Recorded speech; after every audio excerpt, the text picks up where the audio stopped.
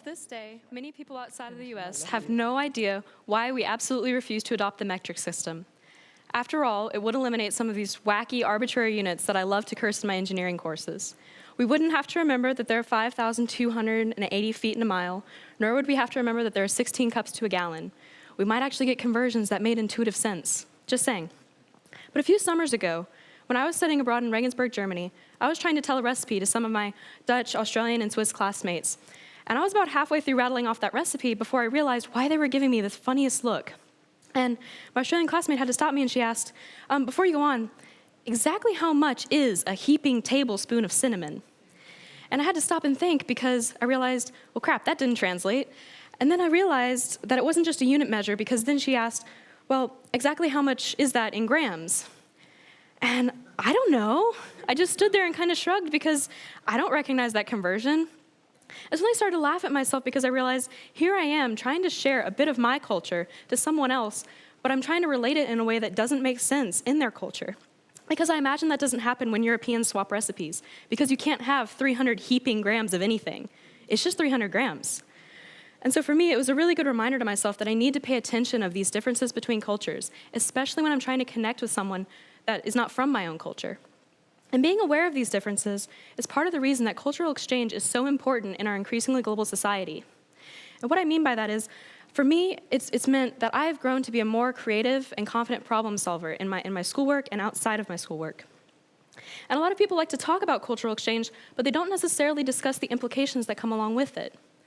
The goal of cultural exchange is to promote mutual understanding between cultures and between nations. And this can be anything from living, studying, working abroad in a culture different from the one in which you were raised. So, in other words, I'm here to encourage all of you all to step outside of your comfort zone and go explore a culture that's vastly different from your own, so that you can gain those fresh global perspectives on universal problems, so that you can create new and innovative solutions to those problems. Basically, I just want you to go explore beyond your own backyard. And so, with that, mutual understanding suggests that you be aware of a variety of approaches that can be used in solving a problem, but keep in mind that it doesn't pass judgment on the appropriateness of the solutions to the given problem. It's just recognizing that every culture does things a little bit differently. When I was living in Germany, I noticed a couple trends that clashed with what I thought I knew about German culture. And I'm not just referring to the fact that it wasn't just beer, pretzels, and bratwurst over there. What I noticed in particular was how the German companies dealt with the issue of productivity. And so I've met many Americans over the years that think that Germans are all die-hard workaholics, because how else are they so efficient? But when I worked over there, I realized I don't agree with that. I don't agree with that at all. Because even though all my colleagues worked very diligently, there isn't a single one that I would term a workaholic in the American sense of the word.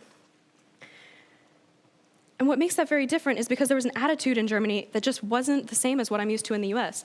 There was the understanding that you needed to work hard, but you also needed to play harder. And what I mean by that is, in the US, a lot of the focus on increasing productivity in the workplace in the past has been on increasing the working hours for employees. And I'm sure many of us can call out those friends, families, and coworkers and say, yeah, that's you. I know it's you. They have to shut down the office and kick you out before you go home. And it's not necessarily a bad thing, because you do get rewarded for your hard work. But when I was over in Germany, I noticed something different. My company strongly advocated and enforced a healthy work-life balance for their employees. And what that meant was, if I tried to work too much overtime in a given week, to store it up and take more vacation time, they said, go home. Try again next week, but no more this week. And they also had these rules that I wasn't used to, such as if you worked really late one evening, you had to wait a certain period of time before you could return to work in the morning, because go home, be with your family, be with your friends. And for me, this was just all very new, because there were German laws in place that didn't have American counterparts. And it really made me question how we approach productivity in our own culture. And I'm not saying that either approach is superior to addressing that issue, but it made me stop and think. What if we could change our approach to better complement that approach, and maybe we could create something really outstanding? And then when you start to try and notice these things about other cultures, you start to realize that there are commonalities between cultures. For example, and I know it's not the most dire example, traffic is a pretty big thing in most developing areas. Now, the scope and the scale of that traffic is very different based on where you're at. What we experience here in Statesboro in small-town Georgia is obviously very different from the wacky traffic that I grew up with in Atlanta. For example, the Friday Statesboro rush hour, yes, it does exist, it lasts from about 5 to 5:15, so that's 15 minutes. Now, what I grew up with in Atlanta, I was well aware that the Friday rush hour in Atlanta usually started about Thursday evening, and if you're lucky, it ended by Saturday morning. And if you're not lucky, you'd still be sitting on 285. But that's what I grew up with, and that's what I was used to. But when I started to look at other cultures and across the globe, other major cities are dealing with this issue, but they're approaching it in different ways. In America, I noticed that we tend to build outwards. What I mean by that is we build more lanes, we expand parking, and we grow bigger suburbs because we have the space to expand and do that. Now consider Beijing.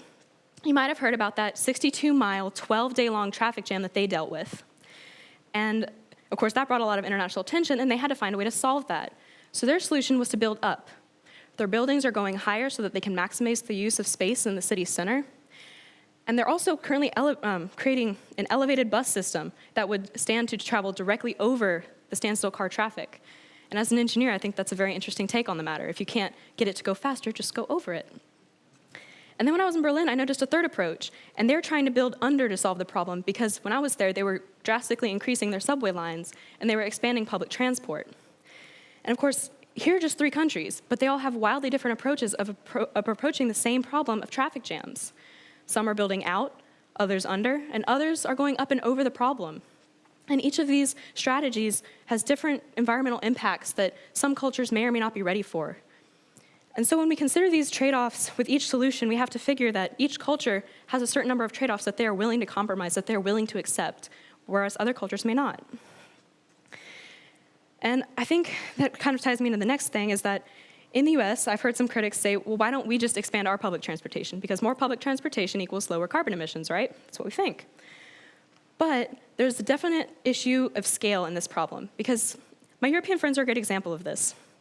They'll tell me how they would love to visit me in Georgia, and then in the same breath, they'll casually mention how they'd love for us to take a day trip out to California or up to New York.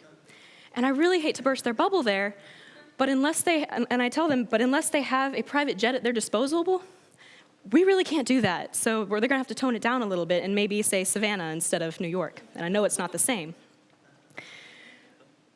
And when we're talking about the very publicly oriented transportation network of Germany, I have to point out how very different it is to our very privatized transportation network here. We love our cars, they're our babies, and we really don't like to share them. Why share a subway car to work when you can drive there in the peace and quiet of your own vehicle? Or in my case, I'm one of those people, and I like to think that I drive my own car more as a favor to everyone else because my car is my own personal portable karaoke machine. And I don't think that my fellow commuters would really appreciate my voice belting out those Disney classics at dark o'clock in the morning on the way to work. So you're welcome for that, by the way. I'm not on American Idol for a reason. And now, when you take that very, very privatized transportation network and you compare it to everything else that we go through in our days, you realize that it's in great contrast to in every other facet of our lives. Americans tend to be very open about our personal lives. We practically broadcast it on social networks.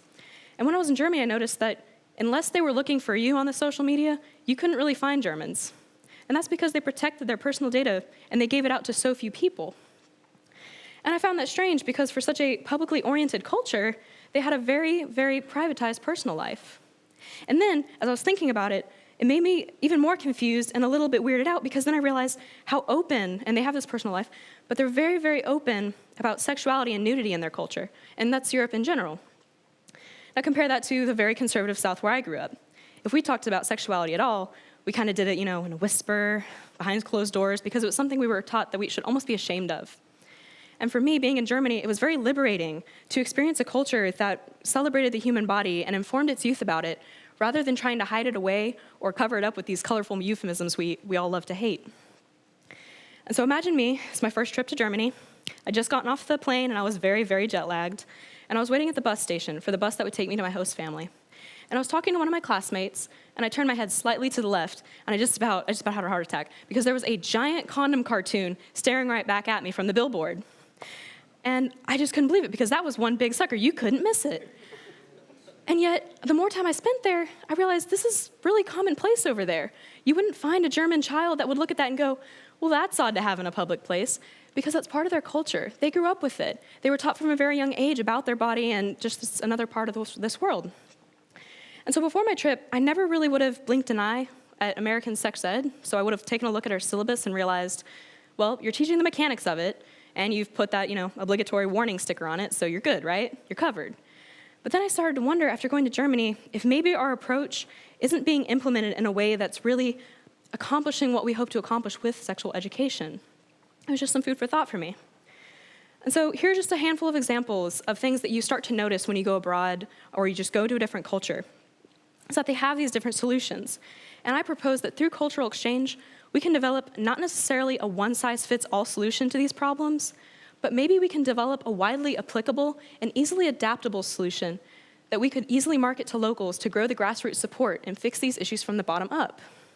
And when you have that information and innovation freely flowing through cultural exchanges, the best ideas should rise to the top. So in a way, we're kind of optimizing the thought-sharing process. And instead of working against each other to implement one culture's solution on another culture's problem, we could begin to understand the basis of the problem in the context of culture.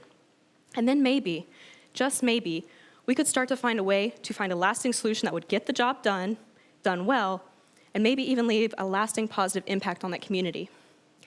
And I know the more I talk about this, maybe it seems more daunting to go abroad or leave your locality and study, but it's really easy to do, because I've talked a lot about the international implications, but it can be even as easy as just leaving your city and going and studying in a different state, because we're all very different. Think about it. Geographically, the US is a huge country, and we have a lot of nations within our borders. So it's very easy to go out and get new perspectives from the other cultures and kind of pull them back in and apply it to your own life. And each region of the US will face challenges that other regions don't have to deal with. For example, I'm pretty sure that on average, in Florida, they don't have to worry about being snowed in the winter. Just as I'm equally sure that people in Minnesota don't have to worry about going outside and finding an alligator in their backyard pool. Now, they might have to double check for a moose, but that's a separate issue.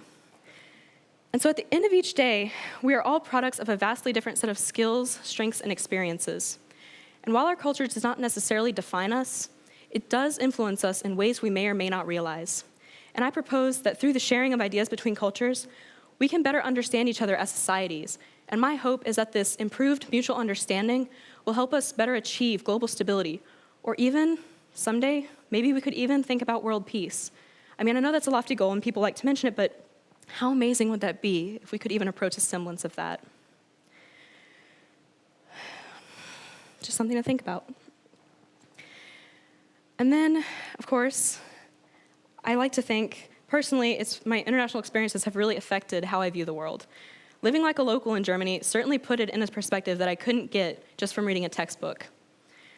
For many years, I'd heard about the punctuality of the German rail system, but I don't think I ever truly appreciated it until I was working in Germany this past summer. I was already late to work, and I realized that the train that I took to work would arrive at the station at 9:09 in the morning. Now keep in mind that the last bus scheduled to go to my workplace, at least for the next hour or two, left at 9:10. That leaves me 60 seconds to make the 50-meter mad dash from the train to the bus. And I thought, no problem, because they'll see me, and I'm gonna do my speed walk, and we're gonna get there, and no problem. They'll wait for me. Because in the southern US, typically, if a bus driver sees you sprinting to their bus, even if you're a little ways off, they'll wait for you. However, fast forward 75 seconds, and I am chasing after this bus going, wait for me, please, dear God, don't leave me behind, I don't wanna walk. And for those of you who are wondering, that bus didn't stop. They don't stop for anybody because they have a timetable to keep. And for me, that was a great wake-up call because I realized I had to adapt my approach to the solution because I couldn't slow down those buses. They had a timetable to keep, and that's part of why they're so punctual.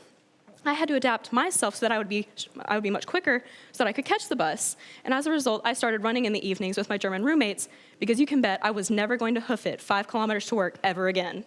Once was enough, let me tell you. And I like to joke about these misadventures that I've kind of had in Germany, but it's really made me a part of who I am.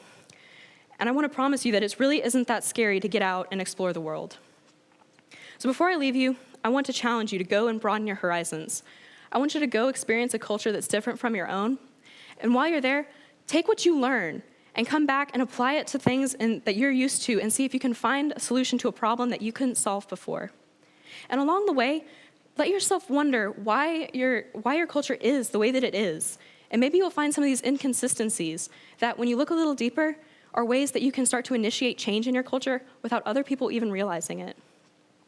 Mostly, I implore you to engage in a cultural exchange because at the end of the day, You never know where your journey may take you when you study and explore beyond your own backyard. Thank you.